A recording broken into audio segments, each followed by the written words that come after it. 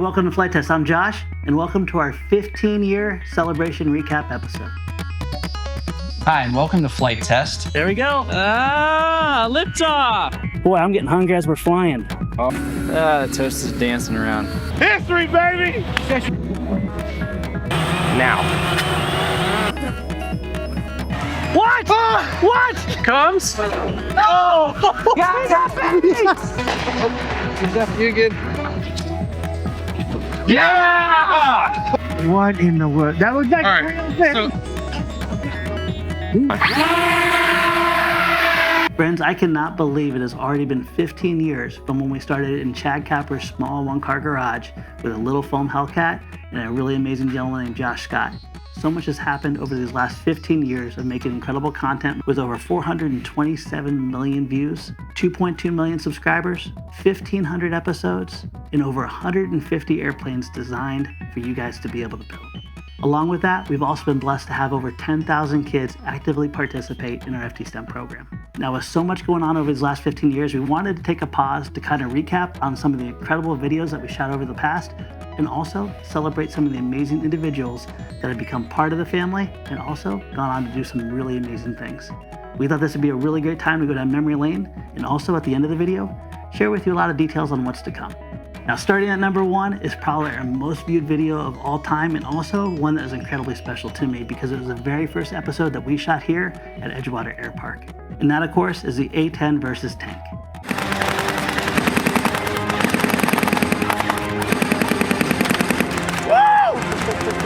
that was awesome! This episode's incredibly special because it was a whole team effort. Every single person from Chad Lewis to Jeremy, and also we can't forget our dear friend Andres Liu, who designed the A-10, put tons of hard work through the course of the summer to build this incredible design.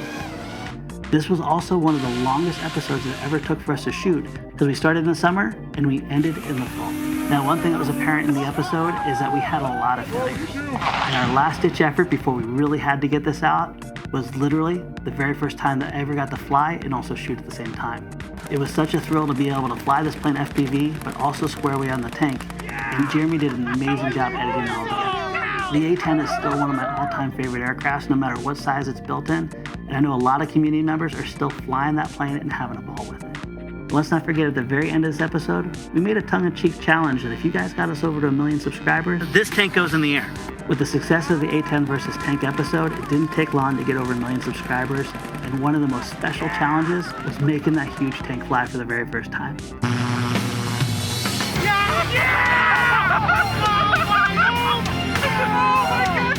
Again, it was a full team effort, and it was also executed in the middle of winter. Now, one thing that you may see in the very far corner is this is one of the first times we got to spend some quality time with our good friend and also the author of all the Master Series airplanes, John Overstreet and his family. Again, we shot this episode at Edgewater Air Park, and we had the most crazy weather. We had snow on the ground and periods of snowstorm and sunshine time and time again.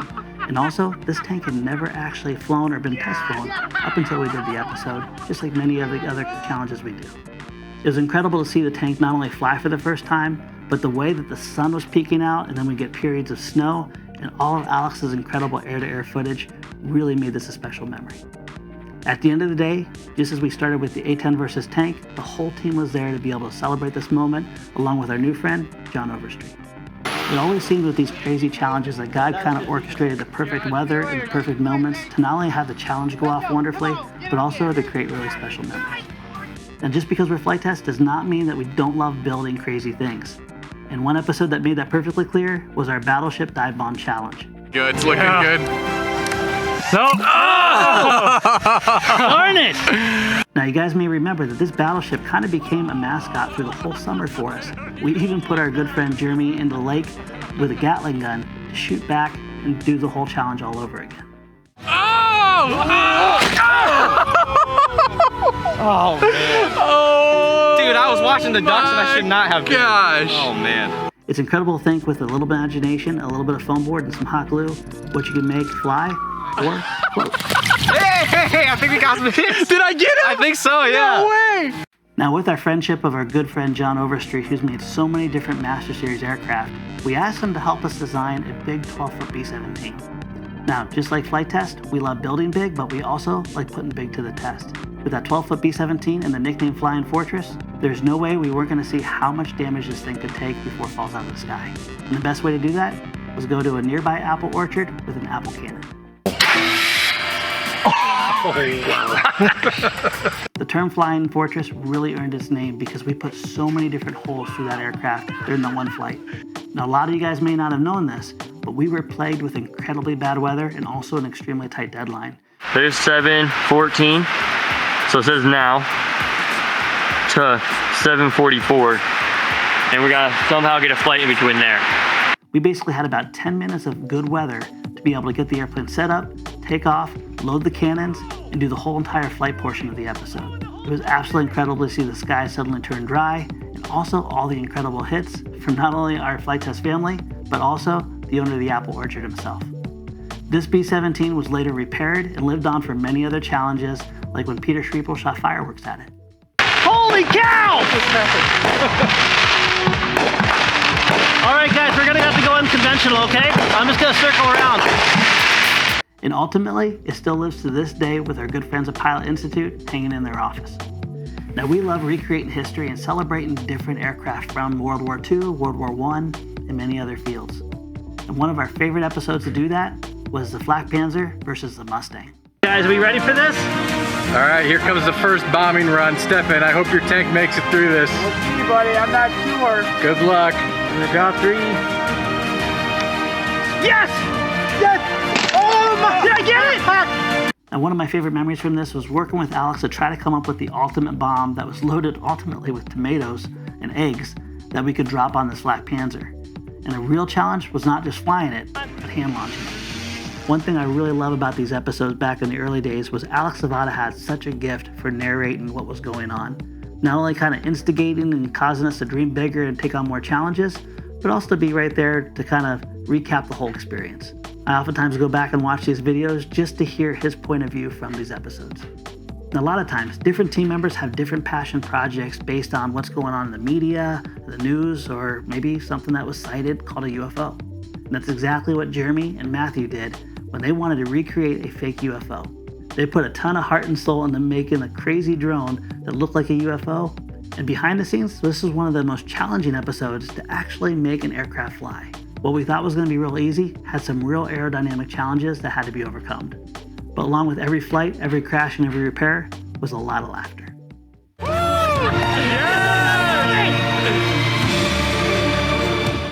So a lot of times, some of our craziest episodes come during our craziest chapters that are just beginning. And my most memorable was the RC car airdrop. And that's because it was the very first episode that was ever shot at Edgewater Air Park when we just moved in. We had a lot of different challenges in this episode, and one of them was the fact that we were literally just kind of coming into this new location before it even had flooring. So not only were we up against a tight deadline of moving from our North Canton office to a Minerva office, but we also wanted to build basically what was called a sky van to be able to carry these Gen 8 Red Cat trucks. Now, these Red Cat trucks were incredibly heavy, and they were also a lot bigger than we anticipated. So that evening, I ended up going back to my kitchen table and rebuilding and redesigning the airplane from a guinea pig to a sky van. And that was to give us the ability to ultimately carry these vehicles. But at the end of the day, Alex still had to come up with a way to make them float. And the way he did that was by climbing through our attic, tying a whole bunch of garbage bags to some water bottles that had the same weight as a truck, and throwing them off the roof. Did it explode? This is the first time that a lot of golfers got to see us for the very first time, and we got some pretty strange looks. Now, one of the things that is very synonymous with Flight Test is Flightfest. And that event is the largest electric flying in the whole wide world. And that event would also not be possible without one of our amazing team members, Austin Fury. Austin Fury and his incredible family are the ones that actually allow us to host the event right on their property. Austin's great mind helped us logistically put together this crazy event, including build tents, camping, and a lot of the activities that you see today, like our favorite one, combat. And oftentimes we take advantage of these combats to create crazy juggernauts, like what our good friend Anders Lou did with our Mega Kraken. Anders Lou had the desire to make a 200% Kraken, and he basically worked his tail off right up to the end of the line to be able to make that possible. I gotta lay in my quad, dude, and give you a high five and a hug, dude. I'm so happy! Yeah. We even ended up going to Walmart to buy little kids' bicycles to get the wheels to be able to fly this thing. And ultimately, the plane performed amazing. He not only built it in redundancy, but he also filled the airplane with Instafoam to give it extra rigidity to be able to take on extra hits. And the plane did not disappoint. This year was our 11th year of celebrating Flightfest, and we can't wait for many years to come. If you guys are ever on the fence of whether this event is for you, I promise you it is. Just remember, bring a hot glue gun, someone you love, and a plane that you don't. Another episode that's dear to my heart is when we had Dave Jester on for the very first time as an official team member, and that was with the ME-262 versus the P-51 Mustang. Now, with our love for recreating history, we wanted to recreate the epic battle where Chuck Yeager shot down an ME-262. We really wanted to go all out for this episode. So what we did is we took laser tag, FPV, we took explosive firework mortars, and also an amazing air-to-air pilot named TJ Williams. And we set out to recreate a battle between the ME-262 and our P-51 Mustang. Now, this episode had a ton of challenges because each airplane was basically loaded to the hilt. And what you may not have known is all the crashes that we had from trying to get these airplanes to fly. But ultimately, at the end of the day, we were able to line up on the back of that 262 and get the final round, which caused it to explode. And what it did was absolutely incredible. The wing came off perfectly, mimicking a really epic crash, and ultimately spiraled into one of our trees. And TJ caught every moment of it. One of my fondest memories was actually flying through that smoke trail, seeing the airplane explode, and ultimately getting to pass through the debris. And speaking of TJ, he partnered up with our good friend Chad Lewis, who is an incredible artist and also a fabricator, to create the world's largest mini quad. For this episode, they basically took a classic 5-inch quad, which was made off of Peter Schriepel's FT210 design, and they supersized it at almost like 500 or 600%. Chad Lewis then carved out of foam and recreated things like the RunCam camera, a GoPro, and many other components that you classically see on top of a mini quad. And then TJ put it to the test. Up and back. Oh my So that just happened. Now, this was still pretty early in the days of different flight control boards, and one of the biggest challenges was actually to get this thing to even fly normal. And despite all of its weird quirks, TJ did an incredible job putting it through its paces, and the plane was not only flown there, but many other times for events like Flightfest, and just for the fun of it. Now, there's one common thing with all of our Flightfest team members: we love Star Wars.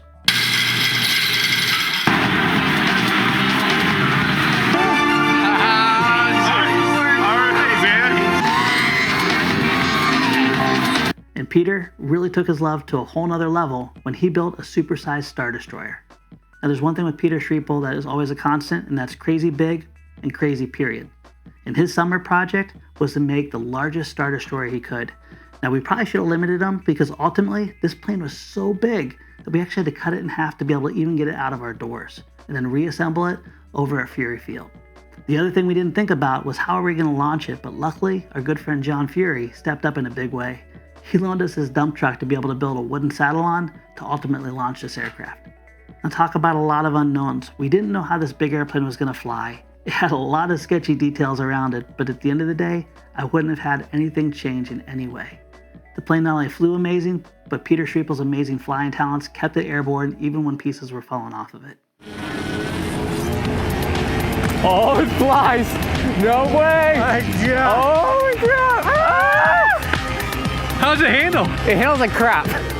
They even had time to rig up a small quad with a Millennium Falcon on the front to get some pretty epic shots. We were so grateful for the chapter that we had with Peter Schriepel, and to still to this day be able to call him a friend. He's done so many incredible episodes with us and continues to do so on his own channel.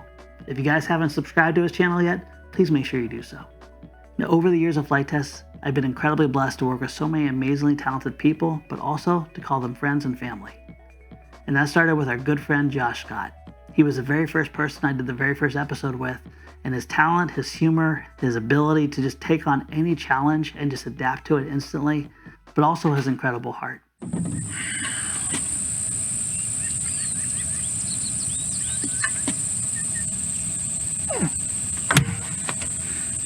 No, doesn't fly. One of my favorite episodes with Josh, when we took on our first extreme challenge and decided to make a big cinder block fly. Now, the way that flight test used to work is at the beginning of the week, we'd come up with an idea, we'd build through the week, and on Saturdays, we'd all meet up to put those to the test.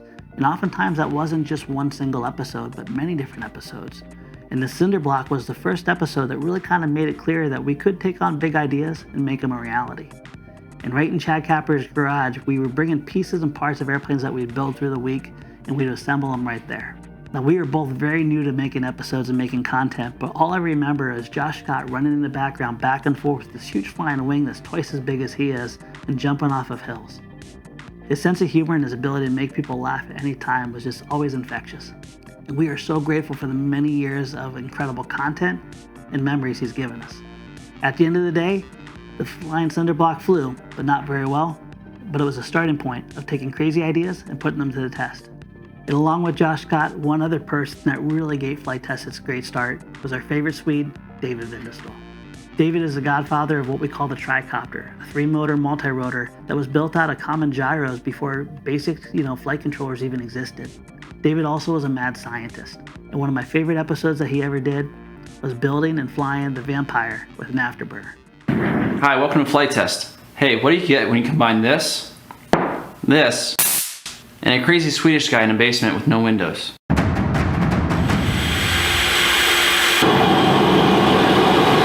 Now, this simple Hobby King foam airplane was an incredible flyer, but it was also foam.